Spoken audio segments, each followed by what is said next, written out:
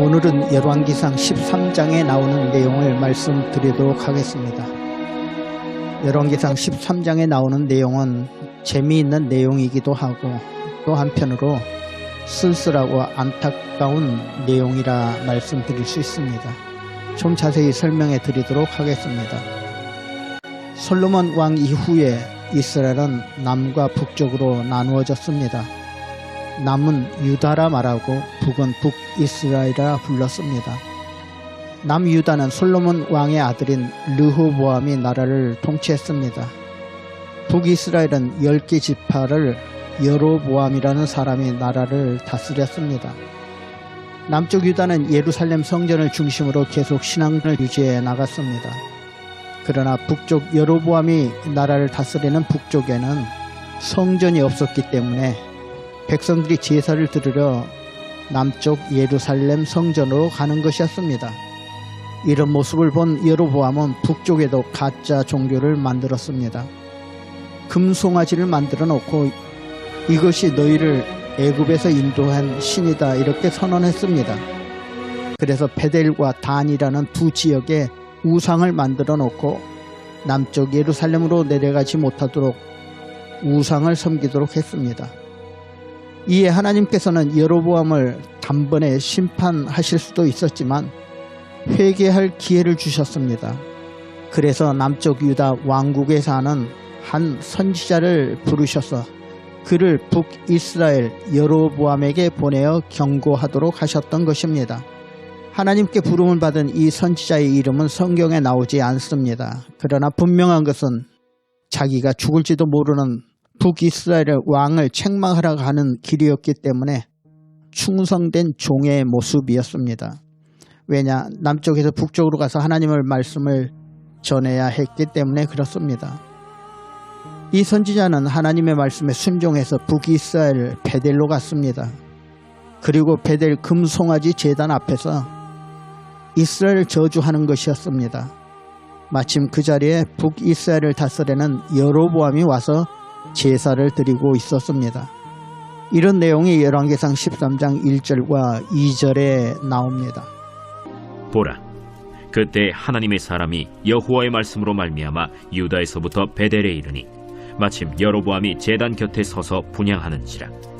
하나님의 사람이 제단을 향하여 여호와의 말씀으로 외쳐 이르되, 제단아, 제단아, 여호와께서 이와 같이 말씀하시기를 다윗의 집에 요시아라 이름하는 아들을 낳으리니 그가 내 위에 분향하는 산당 제사장을 내 위에서 제물로 바칠 것이요 또 사람의 뼈를 내 위에서 사르리라 하셨느니라. 이 말씀이 무슨 뜻이겠습니까? 좀 쉽게 번역된 현대인의 성경을 보시면 그 예언자는 여호와의 말씀으로 단을 향하여 이렇게 외쳤다. 단아 단아 여호와께서 말씀하신다. 요시아라는 아이가 다윗의 집안에서 태어나 여기서 분향하는 산당 제사장들을 내 위에 제물로 바칠 것이며 사람의 뼈를 내 위에서 태울 것이라. 그리고서는 그는 그것이 하나님의 말씀이라는 증거로 이 단이 갈라지며 그 위에 있던 재가 쏟아질 것이라 하였다.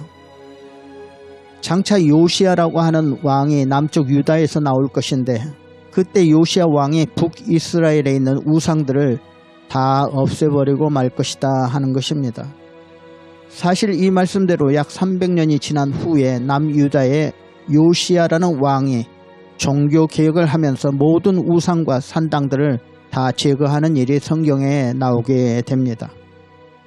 그가 이렇게 예언을 마친 후에 여로보암에게 지금 나타나는 기적은 하나님이 반드시 이루실 것이다 그렇게 외쳤습니다. 그러자 여로보암이 제사를 지내던 제단이 갈라지고 제단 위에 있던 제물들이 바닥으로 다 흘러내렸습니다. 그러자 여로보암은 회개하기는커녕 더 완악해져서 그 선지자를 향하여 저 사람 잡아라 하였습니다. 성경에는 저를 잡으라 라고 점잖게 기록되어 있지만 저놈을 잡아서 죽여라 했을 것입니다. 그렇게 여로보암이 말할 때에 왕의 손이 말라 쓰지 못하게 되었습니다. 갑작스런 마비가 온 것입니다. 지금 여로보암은 손은 말라 비틀어져 있습니다. 움직일 수가 없었던 것입니다. 자기 손에 이상이 오자 두려움을 느끼면서 여로보암은 마음이 약해졌습니다. 그래서 선지자에게 부탁을 했습니다. 너는 나를 위하여 너의 하나님 여호와께 은혜를 구하는 기도를 드려달라. 그래서 내 손이 다시 낫게 해달라. 이렇게 부탁함으로 선지자가 기도해 줬습니다. 그랬더니 왕의 손이 정상이 되었습니다. 마비된 손이 정상으로 낫게 되자 여로보암 왕이 남쪽에서 온 선지자에게 다정하게 말합니다. 7절입니다. 왕이 하나님의 사람에게 이르되 나와 함께 집에 가서 쉬라. 내가 네게 예물을 주리라. 내 집에 가서 쉬고 가라. 그리고 내가 너에게 선물을 주겠다. 왕은 선지자에게 호의를 베풀고 잘 대해주고 있습니다. 만약 그 선지자가 재물이나 권력에 눈이 어두웠다면 여로보암을 따라갔을 것입니다. 그러나 그때 하나님의 사람이 말합니다. 왕께서 왕의 집 절반을 내게 준다 할지라도 나는 왕과 함께 들어가지도 아니하고 이곳에서는 떡도 먹지 아니하고 물도 마시지 아니하리니 이는 곧 여호와의 말씀이 내게 명령하여 이르시기를 떡도 먹지 말며 물도 마시지 말고 왔던 길로 되돌아가지 말라 하셨음이니이다. 하나님께서 이 우상이 많은 북쪽 나라에 오래 있지도 말고 물도 마시지도 말고 떡도 먹지 말고 즉시 예루살렘으로 돌아오라 했다는 것입니다. 그래서 뒤도 돌아보지 않고 바로 예루살렘으로 돌아가겠다는 것입니다. 여기까지는 이 선지자가 잘했습니다. 인간적으로 생각할 때 육체적으로 피곤했을 것이고 배도 고프고 목도 말랐을 것입니다. 잠시라도 쉬었다 가는 것이 그렇게 나쁜 일은 아닙니다. 그러나 하나님 말씀을 기억하고 그 말씀에 순종했습니다. 그래서 뒤도 돌아보지 않고 다시 예루살렘으로 돌아오게 되는 것입니다. 여기까지는 참 잘했습니다. 그런데 돌아오는 길에 잠깐 나무 밑에서 앉아 쉬게 됩니다. 좀 쉬었다 가자 하고 상수리 나무 밑에서 쉬는데 어떤 선지자 한 사람이 뒤쫓아오는 것이었습니다. 이 선지자는 북쪽에 사는 나이 많은 선지자였는데 자기 아들들이 밖에 나가서 남쪽 유다에서 올라온 사람이 우상을 책망하고 여로보암 왕에게 경고했다는 말을 듣고 그 선지자가 어떤 사람인가 하고 만나보려고 달려왔던 것입니다. 그리고 묻습니다. 당신이 유대에서 온 선지자냐? 나하고 집에 가서 떡이나 먹고 가라 이렇게 말합니다. 그러나 남쪽에서 온 선지자가 말합니다. 그 내용이 16절과 17절에 나옵니다. 나는 그대와 함께 돌아가지도 못하겠고 그대와 함께 들어가지도 못하겠으며 내가 이곳에서 그대와 함께 떡도 먹지 아니하고 물도 마시지 아니하리니 이는 여호와의 말씀이 내게 이르시기를 내가 거기서 떡도 먹지 말고 물도 마시지 말며 또 내가 오던 길로 되돌아가지도 말라 하셨음이로다. 하나님께서 북쪽에서는 물도 떡도 먹지 말고 돌아오라 하셨으니 바로 가겠다라고 말합니다. 이렇게 말하는 것 당연합니다. 그러나 이때 북쪽 나이 많은 선지자가 말합니다. 18절입니다. 나도 그대와 같은 선지자라. 천사가 여호와의 말씀으로 내게 이르기를 그를 네 집으로 데리고 돌아가서 그에게 떡을 먹이고 물을 마시게 하라 하였느니라. 이는 그 사람을 속임이라. 이 늙은 선지자가 나도 같은 선지자인데 하나님이 천사를 보내셔서 내게 말하기를 남쪽 선지자를 데려다가 먹을 것도 주고 물도 주라 했다는 것입니다. 이것은 순전히 거짓말이었습니다. 만약 이런 일이 저와 여러분에게 일어난다면 어떻게 하시겠습니까? 같이 가서 물과 음식을 먹어야 되나요? 아니면 먹지 말아야 할까요? 우리가 세상을 살다 보면 이런 일들이 참 많습니다. 성경에는 분명히 하라 또는 하지 말라라고 기록되어 있습니다. 그런데 세상에 온갖 유혹들이 많아집니다. 심지어는 하나님의 사람을 사칭하면서 또는 사람들이 거짓말까지 하면서 유혹하고 우리를 망치려고 합니다. 그러면 어떻게 해야 합니까? 결론은 하나님 말씀이 기준이 되어야 하는 것입니다. 이 선지자 결코 먹지 말았어야 하는 것입니다. 여러분, 우리 육체의 요구는 끝이 없습니다. 쉬고 싶고 놀고 싶고 또 눕고 싶고 누우면 자고 싶습니다. 이런 육체의 요구들에 따라가다 보면 우리 인생 아무것도 할 수 없습니다.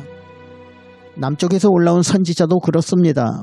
북쪽에 와서 자기가 맡은 사명을 잘 감당했습니다.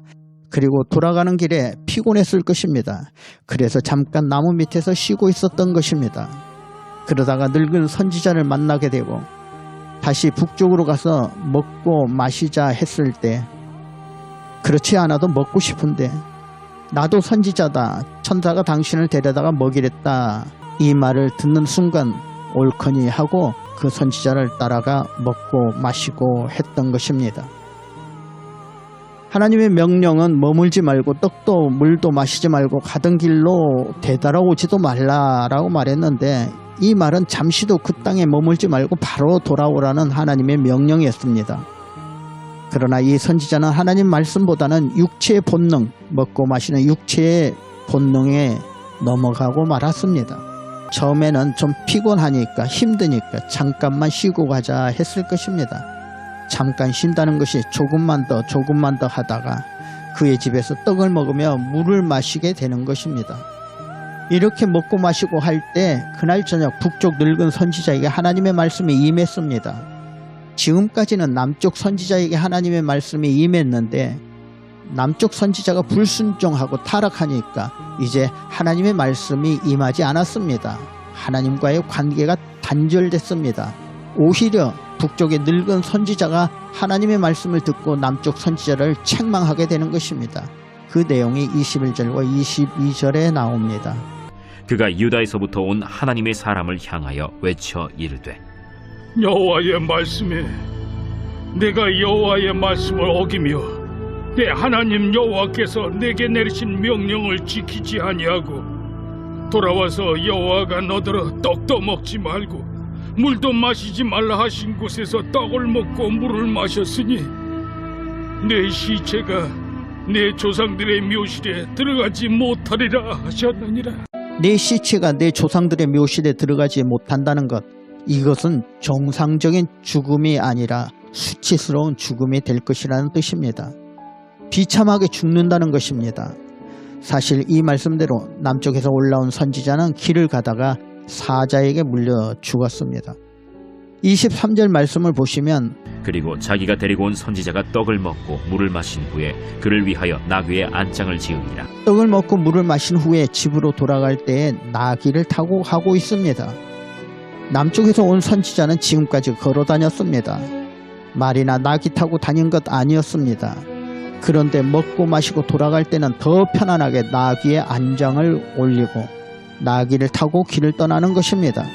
이 선지자는 나귀를 타고 오다가 사자에 물려 죽게 됩니다. 24절과 25절을 보시면 이에 그 사람이 가더니 사자가 길에서 그를 만나 물어 죽이매 그의 시체가 길에 버림받으니 나귀는 그 곁에 서 있고 사자도 그 시체 곁에 서 있더라.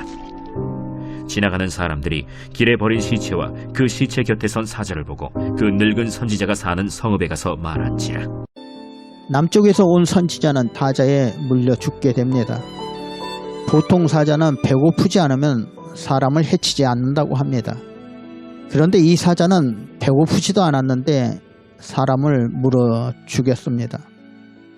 어떻게 이남수 목사는 사자가 배고픈지 배부른지까지 아느냐? 성경을 자세히 보시면 알 수 있습니다. 24절을 다시 자세히 보면 사자가 그 선지자를 물어 죽였는데 그 시체 옆에 나귀가 서 있고 라고 나옵니다. 사자는 옆에 있는 나귀를 건들지도 않았습니다. 지나가는 다른 사람도 물어 죽이지 않았습니다. 오직 남쪽에서 온 선지자만 물어 죽였습니다. 이것은 배부른 사자를 통해서 하나님이 물려 죽게 만드셨다라고 보시면 됩니다. 저와 여러분에게는 이런 일이 없으셨으면 좋겠습니다. 저와 여러분은 하나님의 말씀대로 사시면서 하나님 명령에 순종하시다가 사명을 잘 감당하시는 모든 분들이 다 되시기를 주님의 이름으로 축원드립니다. 다음 수요일에 다시 뵙도록 하겠습니다.